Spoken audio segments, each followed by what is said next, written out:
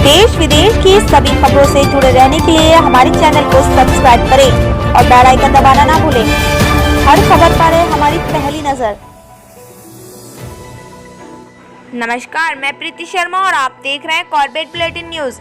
खबर हल्द्वानी से है। हल्द्वानी में संभागीय परिवहन कार्यालय आरटीओ ऑफिस वैश्विक महामारी कोरोना वायरस संक्रमण कोविड-19 के चलते 22 मार्च से वाहनों के रजिस्ट्रेशन, लाइसेंस व अन्य अति आवश्यक कार्य के लिए कोरोना संक्रमण को मद्देनजर रखते हुए बंद कर दिया गया था। सरकार की गाइडलाइन के अनुसार आरटीओ ऑफिस आवश्यक कार्यों के लिए पिछले कई दिनों से कार्यरत था, जैसे वाहनों के चलाओ के भुगतान, नए वाहनों के रजिस्ट्रेशन किए जा रहे थे। वहीं आज संदीप वर्मा के द्वारा बताया गया कि आरटीओ ऑफिस कार्यालय में वर्तमान में ड्राइविंग लाइसेंस टीआरसी संबंधित कार्यों को भी प्रारंभ कर दिया गया है। हमारे द्वारा परमानेंट लाइसेंस भी बनाए जा रहे हैं एवं ड्राइविंग लाइसेंस रिन्यूअल भी किए जा रहे हैं तथा टीआर के कार्य किए जा रहे हैं। भारत सरकार की गाइडलाइन के अनुसार 30 सितंबर तक वाहनों के फिटनेस की छूट प्रदान की गई है। संदीप वर्मा द्वारा बताया गया कि कार्यालय में आने वालों के लिए समय अवधि तय की गई है, जिसके तहत कार्यालय में प्रवेश करने से पूर्व मेन गेट पर थर्मल स्कैनर, सैनिटाइजर के उपरांत ही आम जनता कार्यालय में प्रवेश कर सकती है। लेकिन वहीं दूसरी ओर देखा गया कि कार्यालय में आए अति आवश्यक कार्यों के लिए आम जनता ने सोशल डिस्टेंसिंग का नहीं किया पालन। एवं संदीप वर्मा के द्वारा बताया गया कि सभी यात्री वाहनों का यांत्रिक कर उत्तराखंड सरकार के द्वारा 3 महीने का माफ कर दिया, लेकिन माल वाहनों के लिए यांत्रिक कर में छूट प्रदान की गई है। वहीं वर्मा ने बताया कि कार्यालय में भ्रष्टाचार के खिलाफ समय समय पर मुहिम चलाई जाती है। यदि हमारे पास किसी व्यक्ति की शिकायत आती है तो आरटीओ के द्वारा कार्यालय में उपस्थित रहकर शिकायतों को संज्ञान में लेते हुए कार्यवाही की जाती है। वहीं विभाग द्वारा कार्यालय में एक पूछताछ केंद्र भी बनाया गया है। यदि किसी व्यक्ति की समस्या है वह पूछताछ कार्यालय से जाकर दर्ज करा सकता है, जिसके उपरांत हमारे एवं आरटीओ के द्वारा समस्या के समाधान को दूर करने का प्रयास भी किया जाता है।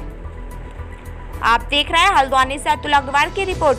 फिलहाल खबरों में इतना ही। बाकी खबरों के लिए देखते रहिए कॉर्बेट बुलेटिन न्यूज। नमस्कार।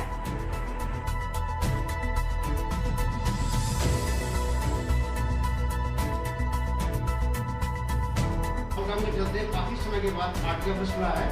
इसमें अभी कौन-कौन से काम किए जा रहे हैं? लाइसेंस है, पेपर्स है, गाड़ी के रिन्यूअल या नए बनाए जा रहे हैं? ये आरटीओ ऑफिस तो बहुत समय से खुल रहा था और लेकिन कुछ ही काम हो रहे थे, जैसे यहाँ चालान भुगतने का कार्य हो रहा था, नए रजिस्ट्रेशन का कार्य हो रहा था। लेकिन अब वर्तमान में हमारे द्वारा जो है वो लाइसेंस और टीआर से संबंधित काम भी आरंभ कर दिए गए हैं। लाइसेंस में अभी हम लोग परमानेंट लाइसेंस बना रहे हैं और रिन्यूअल कर रहे हैं लाइसेंस के, और टीआर में सभी काम हमने शुरू कर दिए हैं, एक फ़िटनेस को छोड़ करके, क्योंकि फ़िटनेस की जो वैलिडिटी है वो भारत सरकार ने सभी वाहनों की 30 सितंबर तक बढ़ा दी है। और हम लोगों ने ऑफिस में आने वालों के लिए एक सीमा तय की है, जिसके तहत ही हम लोग कार्यालय में उनको आने दे रहे हैं। और मेन गेट पर हमने एंट्री पॉइंट पर उसको थर्मल स्कैनिंग कर रहे हैं और सैनिटाइजिंग कर रहे हैं लोगों की, उसके बाद ही प्रवेश दिया जा रहा है। सर, वाहन समूह में कहना है कि सरकार के द्वारा हमको कोई छूट नहीं जा रही, जबकि वाहन 3 महीने से खड़े थे, उसके बाद इंश्योरेंस या पेपरों में, टैक्स में कोई छूट नहीं दी जा रही है। नहीं, सभी यात्री वाहनों का जो कर है वो सार्वजनिक सेवायान का कर उत्तराखंड सरकार ने 3 माह का माफ़ कर दिया है। और जो माल वाहन है उन वाहनों के कर की शास्ति को सरकार ने छूट प्रदान की है। सर, आपके द्वारा समय समय पर यहाँ पर भ्रष्टाचार के खिलाफ अभियान चलाया जाता है और वो कामयाबी होता है, लेकिन कई बार देखा गया कि एक आदमी दिन भर परेशान रहता है, उसके पेपर नहीं मिलते, लेकिन एक बिचौलिया मिलता है और 2 मिनट में तो काम हो जाता है। नहीं, ऐसा अगर कोई हमारे कार्यालय में ऐसी कोई समस्या किसी व्यक्ति की आती है तो मैं स्वयं कार्यालय में हमेशा उपस्थित रहता हूँ। हमारे आरटीओ साहब भी कार्यालय में उपस्थित रहते हैं। सभी लोग कार्यालय में देखते हैं अगर किसी की कोई समस्या आती है और हमारे पास कोई आता है व्यक्ति, और पूछताछ काउंटर भी हमने बना रखा है। किसी की कोई समस्या आती है तो हम उसको तुरंत दूर करने का प्रयास करते हैं।